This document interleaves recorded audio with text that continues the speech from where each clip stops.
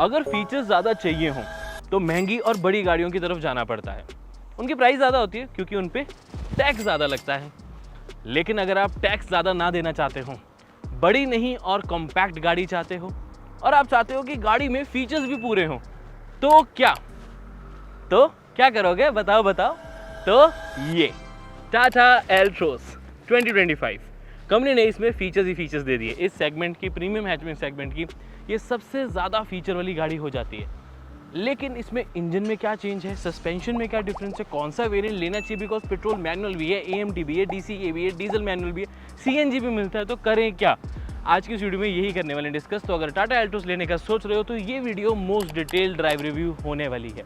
Hello friends, welcome to the car guide, welcome to Bangalore, और ये है Tata Altroz detail drive review. चलिए शुरू करते हैं।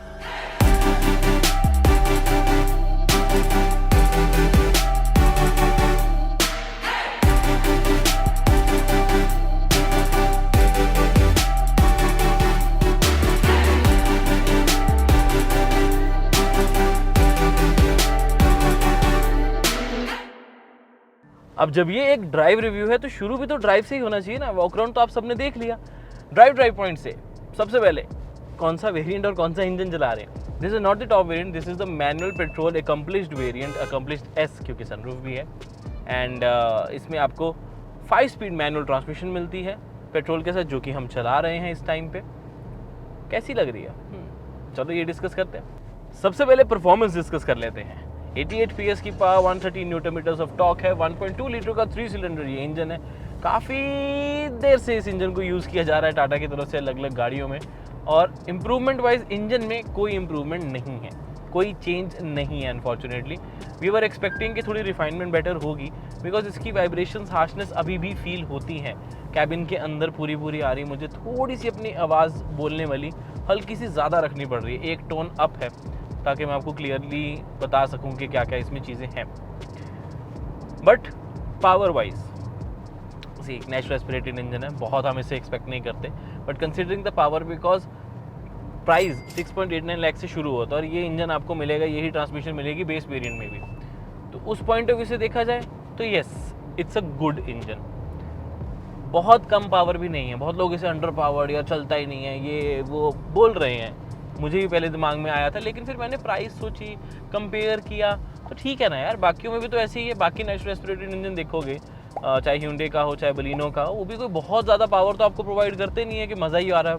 i20 में भी अगर टर्बो इंजन के साथ ड्राइव करोगे तो आपको फन टू ड्राइव एलिमेंट मिलता है ना, वैसे ही आपको एल्ट्रोस रेसर में भी तो मिल जाता है। So there is a difference. अब ऑब्वियसली ये बहुत ज़्यादा अच्छी पावर जनरेट नहीं करता इंजन, लेकिन क्योंकि प्राइस भी कम है तो जस्टिफाइड पावर लगती है। हाँ, रिफाइनमेंट थोड़ी बेटर हो सकती थी, नो डाउट, क्योंकि वो 4 सिलेंडर इंजन है दूसरी गाड़ियों में जो आते हैं, जो कि ज़्यादा अच्छी रिफाइनमेंट प्रोवाइड करते हैं, जहाँ पर एल्ट्रोस थोड़ी पीछे रह जाती है। फ्रंट में डिस्क ब्रेक, रियर में drum brakes, decent amount of braking power provide कर देती है आपको, कॉन्फिडेंस भी मिल जाता है, कोई इशू नहीं आएगा। ट्रांसमिशन वाइज गियर शिफ्ट करना काफ़ी आसान है। हमने डीजल भी चलाया और भी डीजल के बारे में थोड़ी देर में आपको बताऊंगा इसी वीडियो में, सीएनजी के बारे में भी इसी में बताऊंगा। तो गियर चेंज करना काफ़ी आसान है, फटाफट गियर चेंज हो जाते हैं। क्लच भी आपको काफ़ी लाइट मिलेगा, ईजी टू ड्राइव, सिटीज़ में मज़ा आएगा, मक्खन की तरह आप चलाते रहोगे गाड़ी, थकने वाले तो जल्दी नहीं हो फॉर श्योर। अब आपके मन में ये भी आ रहा होगा कि पेट्रोल में आखिरकार माइलेज कितनी मिल जाती है। अब हम तो इसे चला चुके काफ़ी लंबा, 100 किलोमीटर से ऊपर हो गए हैं, तो मैं आपको इजीली कह सकता हूँ कि सिटीज़ में आपको 14 किलोमीटर्स पर लीटर की माइलेज आराम से मिलेगी। हाईवेज़ पे जाएंगे तब आपको मिल जाती है 17, 18 के आसपास, डिपेंडिंग आपकी ड्राइविंग कैसे है। 16 भी हो सकती है अगर ज़्यादा लोग बैठे हैं और सामान भी है, तो आपकी हाईवे माइलेज थोड़ी सी कम हो जाएगी। अब स्विच करते हैं सीएनजी मोड पे।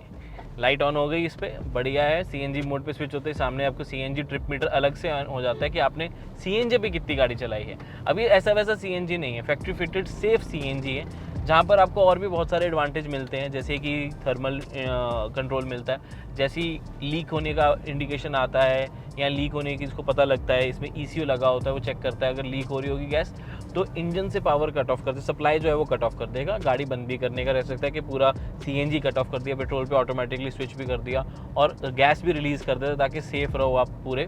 सिंगल ECU भी आपको मिलता है इसमें, इसका मतलब है कि इलेक्ट्रॉनिक कंट्रोल यूनिट एक ही है जो कि ज़्यादा फास्ट है। अब ज़्यादा जब ECUs होते हैं छोटे अलग अलग प्रोसेस करने वाले, वो सस्ते होते हैं, वो बढ़िया नहीं होते, वो यूजुअली बाहर वाली मार्केट में लोग लगवा भी लेते हैं, वो अच्छे तरीके से काम नहीं कर पाते, वो स्विच नहीं कर पाते टाइमली पेट्रोल CNG कब करना है। और इस CNG में बेनिफिट ये मिल जाता है एल्ट्रोस के साथ कि आप CNG मोड पे ही गाड़ी को स्टार्ट भी कर सकते हो, ज़रूरी नहीं कि आपको पेट्रोल में ही करना पड़ेगा। तो that's a very good thing. 60 kg के आपको ट्विन सिलेंडर मिल जाते हैं, बूट स्पेस भी मिल जाती है 210 लीटर्स की, विच इज़ नाइस, बिकॉज अगर सिंगल सिलेंडर होता तो बहुत दिक्कत आ जाती है, तो फिर तो सामान बिल्कुल नहीं रख पाते। तो अब आपको 30 के 2 सिलेंडर्स मिल जाएंगे। पावर थोड़ी सी कम हो जाती है पेट्रोल के comparatively, 73 PS and 103 newton metre stock, but again to be very honest CNG गाड़ियाँ जितनी हमने चलाई हैं सिर्फ ग्रैंड विटारा को छोड़कर, इतनी पावर नहीं मिलती किसी और में। तो पावर कम होती भी है पेट्रोल के कंपैरेटिवली, लेकिन उतनी फील नहीं होती, आप बहुत इजीली चला पाओगे। पहाड़ों में हाँ थोड़ा सा आपको लग सकता है, जब पूरी गाड़ी पैक्ड है, सामान है, तो आप एक गियर छोटा चलाओगे, लेकिन ऐसा नहीं है कि ये चल नहीं पाएगी पहाड़ों में, ऐसी कोई दिक्कत नहीं आएगी आपको। बहुत लोगों को लगता है कि नेचुरल एस्पिरेटेड इंजन तो पहाड़ों में चल ही नहीं सकती, ऐसा नहीं होता दोस्त, बढ़िया चलेंगी, कोई दिक्कत नहीं। अब बारी आती है CNG की माइलेज की। सिंपल शब्दों में बताऊं, 26 किलोमीटर पर केजी कंपनी क्लेम करती है। सिटीज़ में आप 23 से 24 किलोमीटर पर केजी पे चला पाओगे, और हाईवेज पे 28-29 किलोमीटर पर केजी भी माइलेज निकल आती है। तो आप इजीली ड्राइव करोगे तो आपको इजी अच्छी बढ़िया माइलेज भी कंपनी और गाड़ी दोनों प्रोवाइड कर देगी। अब आ गए हम डीजल में, यानी कि वो 3 वेरिएंट 22 में से जिसमें आपको डीजल इंजन ऑप्शन मिलती है। प्योर, क्रिएटिव, एक्सप्रेस टॉप में नहीं है, ध्यान रखना, यही टॉप वेरिएंट है, मैनुअल में ही आता है, 5 speed, no automatic available in this one. However this is going to be a good one, because आपको अच्छा इंजन, पावरफुल इंजन होने के साथ साथ आपको माइलेज अच्छी मिल जाती है। सिटीज़ की बात करें तो 13, 14, 15 आराम से, हाईवेज पे जब चले जाएंगे तो 17 से 18, और अगर हाईवे पे बहुत अच्छे से चला रहे हो तो 21, 22 भी कोई बहुत बड़ा नंबर नहीं है, वेरी इजीली आप ये माइलेज अचीव कर पाते हैं।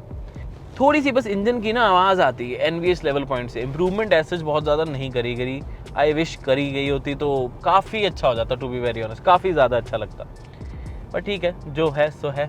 बाकी गियर चेंज करना काफ़ी लाइट वेट है, इजी टू यूज़ है, क्लच में कोई दिक्कत आपको नहीं आती, साथ में जो डेड पैडल है वो भी दिया गया ताकि जब आप हाईवे पे क्रूज़ करना चाहें तो बहुत इजीली कर पाए। फैमिली के साथ जब ट्रिप पे होंगे क्रूज़ कंट्रोल यूज़ करना ना भूलें, ज़्यादा माइलेज भी आएगी और अच्छे से आप ड्राइव करते हुए, मज़े लेते हुए, इंजॉय भी करते जा पाओगे अपनी फैमिली के साथ। जैसे टाटा एल्ट्रोस प्रीमियम है, मेरे पास एक और प्रीमियम प्रोडक्ट है, this is the involve one spirit car perfume.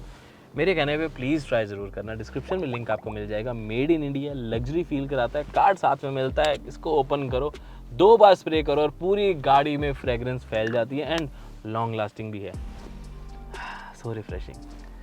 Try ज़रूर करो। डिस्काउंट भी चाहिए तो 10% डिस्काउंट मिल जाएगा, कार गाइड कूपन कोड लगाएं और QR कोड भी स्कैन कर सकते हैं, यहाँ पर डिस्प्ले हो रहा है, उससे आप सीधा प्रोडक्ट पेज पे पहुँच जाएंगे। अब गाड़ी के बाकी एस्पेक्ट्स, यानी कि कंफर्ट कैसा है, हैंडलिंग कैसी है, सस्पेंशन कैसी है, तो hats off to Tata Motors जिन्होंने सस्पेंशन पे बहुत अच्छा काम किया। पर्टिकुलर इस हैचबैक सेगमेंट में भी देखूँ या ओवरऑल भी सस्पेंशन से हम क्वाइट इम्प्रेस्ड। झटके बहुत कम है, आवाज़ बहुत कम है, लेकिन स्टिल हाईवेज पे स्टेबिलिटी पूरी है, ऐसे भी नहीं कि बॉडी रोल आ रहे हैं। तो सस्पेंशन के ऊपर तो बहुत अच्छा काम किया है, सो 10 आउट ऑफ 10 ईजीली, मज़ा आया। आप भी एल्ट्रोस की टेस्ट ड्राइव ज़रूर लेना, आपको एक आइडिया लगेगा, और स्पीड ब्रेकर्स के पास से ज़रूर निकलना। हमने भी काफ़ी ज़्यादा स्पीड ब्रेकर्स एक्सपीरियंस किए तो पता लगा कि बहुत कंफर्टेबली स्पीड ब्रेकर से निकल जाती है और आपको बहुत ज़्यादा स्लो नहीं करनी पड़ती गाड़ी, आवाज़ भी नहीं आती। तो again very very very good thing. रही बात ओवरऑल हैंडलिंग की, तो बॉडी रोल तो मैंने बता दिया, नहीं आता। अब steering, overall wait perfectly well balance, cities में लाइट और हाईवे पे थोड़ा सा हैवी, जिससे अगेन कॉन्फिडेंस एंड स्टेबिलिटी दोनों मिलती है। बुरी चीज़ ये लगी कि विजिबिलिटी पॉइंट से ना यार, यहाँ जो IRVM के ऊपर दिया हुआ है ना, ये मैनुअल दे दिया इन्होंने, ये ऑटो डिमिंग होना चाहिए था। टॉप वेरिएंट में तो एटलीस्ट होना चाहिए था। हम अभी टॉप वेरिएंट नहीं चला रहे, आई नो, बट यार टॉप में तो होना ही चाहिए था ऑटो डिमिंग। ORVM न्यू है तो इससे व्यू अच्छा मिल रहा है, विंडशील्ड वगैरह का भी कोई प्रॉब्लम नहीं। वाइपर्स काफ़ी अच्छे तरीके से काम करते हैं, काफ़ी बारिश हो रही थी, अभी हम उसी में ड्राइव किया था, अभी बारिश रुकी है तो वाइपर्स का टेस्ट हो गया, सो वहाँ पर भी अच्छे नंबर इसको मिल गए। लेकिन अगर ओवरऑल कंफर्ट की बात करें, उसमें कुछ अच्छी चीज़ें हैं, जैसे कि डेड पैडल अच्छे साइज़ का मिल जाता है। अच्छे से मेरा मतलब है पूरा शू आप बहुत इजीली रख पाते हो। तो हाईवेज पे क्रूज़ कंट्रोल जब इसमें यूज़ करोगे और जाओगे अपनी फैमिली के साथ घूमने के लिए, तो अगेन थकोगे नहीं, ईजी ड्राइव रहेगी, इंजॉय करते हुए जाओगे, अंताक्षरी खेलते हुए जाना। कौन सी गेम्स खेलते हो वैसे जब आप फैमिली के साथ ट्रैवल करते हो? आजकल तो लोग वैसे फ़ोन ही ज़्यादा चलाते हैं, बट हमारे में रूल बना हुआ है, हम फ़ोन बहुत बहुत कम चलाते हैं जब फैमिली पूरी ट्रैवल करती है, और गेम्स ही खेलते हैं, अंताक्षरी, एटलस, बातें कर लेते हैं, बहुत सारी होती हैं बातें करने को, क्योंकि वैसे तो मिला जाता नहीं, इतने काम होते हैं सबको ऑफिस में अपने। ओके, आगे बढ़े। कंफर्ट में एक चीज़ और एडवांटेज ये हुआ है कि सारी सीट्स में अंडर थाई सपोर्ट एक्सटेंड कर दिया गया है। कितनी छोटी सी चीज़ है लेकिन फ़ायदे का सौदा। अंडर थाई सपोर्ट बेटर होने का बहुत बेनिफिट मिल रहा है और सारे पैसेंजर्स को, चाहे ड्राइव में हो, चाहे वो वैसे को ड्राइवर बैठा बातें कर रहा हो, नेविगेट कर रहा हो, चाहे पीछे बैठे लोग फ़ोन, टैबलेट या लैपटॉप पे भी काम कर रहे हो, 65 वाट के चार्जर जो मिल रहे हैं अब, उसमें भी सारी चीज़ें मिल जाती हैं। तो I personally believe under Thai support से बहुत अच्छा एडवांटेज मिला है एल्ट्रोस को। चलो अब इस गाड़ी के मेजर फीचर्स के बारे में बात कर लेते हैं। पहला, 65 वाट की fast charging, USB type C port यहाँ लगाओ और दूसरा पोर्ट अपनी चार्जिंग वाली नीड्स पे। जैसे अभी हमें अपना ड्रोन चार्ज करना था तो सोचा चार्ज कर लेते हैं, और ये पोर्ट सिर्फ आगे नहीं बल्कि पीछे भी मिल जाता है। 65 वाट ही तो फ़ोन फास्ट चार्ज करना है या फिर लैपटॉप, सब कुछ पॉसिबल है। अगला फीचर है 360 degree camera. Touch base control button को दबाओ और 360 डिग्री कैमरा ऑन हो जाते हैं, जो कि डायनामिक गाइडलाइंस के साथ भी आते हैं। इसमें आप पूरा बर्ड्स आई व्यू भी ले सकते हैं, 3D व्यू भी ले सकते हैं, और पार्किंग सेंसर्स भी अलग अलग एनिमेशंस के साथ आते हैं। एक चीज़ नोटिस करो कि अब आपके पास ब्लाइंड व्यू मॉनिटर भी आता है, यानी कि स्क्रीन के ऊपर इंडिकेटर देने से साइड वाला कैमरा एक्टिवेट हो जाता है और आपको सारी डिस्प्ले मिल जाएगी। अगला feature, hey Tata open the sunroof please. Voice enable sunroof, सारे वेरिएंट्स में जिसमें आपको सनरूफ मिलेगी उसमें वॉइस इनेबल्ड वाली ही मिलेगी। और सबसे अच्छी चीज़ टाटा मोटर्स की लगती है कि इन्होंने ना सनरूफ को ऑप्शनल रखा है, एटलीस्ट लोअर वेरिएंट्स में। यानी कि कोई नहीं लेना चाहता सनरूफ तो उसके पैसे मत देना, मत लो सनरूफ, बाकी सेम फीचर्स मिलेंगे। ये चीज़ अच्छी लगती है मेरे को। स्क्रीन्स तो अब हर गाड़ी में बड़ी बड़ी होने लग गई। यहाँ पर भी 10.25 इंचेस की डिस्प्ले है, HD है, कोई दिक्कत नहीं, क्रिस्प, क्लियर, मस्त, मक्खन बढ़िया चलता है, सारी ऑप्शंस भी आपको मिलेंगे। एक ही प्रॉब्लम है, एंड्रॉइड ऑटो, एप्पल कारप्ले अपनी मर्जी से चलता है, कभी कभी चल जाएगा, कभी कभी नहीं चलेगा। जैसे अभी चलना चाहिए, नहीं चलेगा, मैंने थोड़ी देर पहले कनेक्ट किया था तब चल गया था, तो अब इसकी मर्जी है, अब चलेगा। वैसे अब चल गया था। कभी कभी चलता है, कभी कभी नहीं चलता, ठीक है, यहाँ पर नहीं तो नहीं आता है लिखा हुआ, एनीवेज किस्मत पे है। दूसरी चीज़ 10.25 इंचेस का डिजिटल क्लस्टर, इस वेरिएंट में नहीं, ये वेरिएंट हम अकम्प्लिश चला रहे हैं, तो यहाँ पर आपको एक 7 इंचेस का डिस्प्ले मिलता है जो कि कलर्ड है, सारी इन्फॉर्मेशन देता है। बस इसमें मैप्स नहीं आते और ब्लाइंड व्यू मॉनिटर नहीं आता, बाकी डिस्प्ले सेम फीचर्स ही प्रोवाइड करती है। टॉप वेरिएंट में मिलता है 10.25, सिर्फ पेट्रोल ऑटोमेटिक के साथ वो अवेलेबल है, जिसमें आपको मैप्स भी मिलेंगे और ब्लाइंड व्यू मॉनिटर भी। बढ़िया म्यूजिक एक्सपीरियंस के लिए आपके पास 8 स्पीकर सिस्टम है, 4+4, किसी अलग ब्रांड का नहीं है, बट ओवरऑल परफॉर्मेंस मेरे को अच्छी लगी। साथ में 4 वॉइस असिस्टेंट आपको स्क्रीन के लिए मिल जाएंगे। आयरा के कनेक्टेड फीचर्स आपको टॉप वेरिएंट में मिलते हैं। All LED headlamp setup, LED fog lamps, LED DRLs, looks very very nice. Base variant से ही आपको ना कुछ एलिमेंट्स देखने को मिल जाते हैं इस गाड़ी के। 3D ग्रिल वाले टेल लैम्प्स हैं, हमेशा LED रहेंगे सारे वेरिएंट्स में, बस मिडल वेरिएंट से कनेक्टेड है, लोअर वेरिएंट्स में कनेक्टेड नहीं है। इसके अलावा आपको कूल्ड इल्यूमिनेटेड ग्लव बॉक्स मिलेगा, एक्सटेंडेड थाई सपोर्ट मिल जाती है, बहुत कंफर्ट ऐड करती है, वायरलेस चार्जर, न्यू 3-टोन interiors, 90 degree doors, touch based AC controls और फ्लश डोर हैंडल्स भी। अब इस गाड़ी के थोड़े से प्रोज एंड कॉन्स को समझ लेते हैं। देखो, अच्छी चीज़ ये लगती है फीचर्स बहुत ज़्यादा मिलने लगा है आपको, that's a very very good thing, because अब ज़रूरी नहीं ना कि आपको बड़ी गाड़ी लेनी पड़े जब ज़्यादा फीचर्स चाहिए हो, तो ये एक एडवांटेज मिल गया।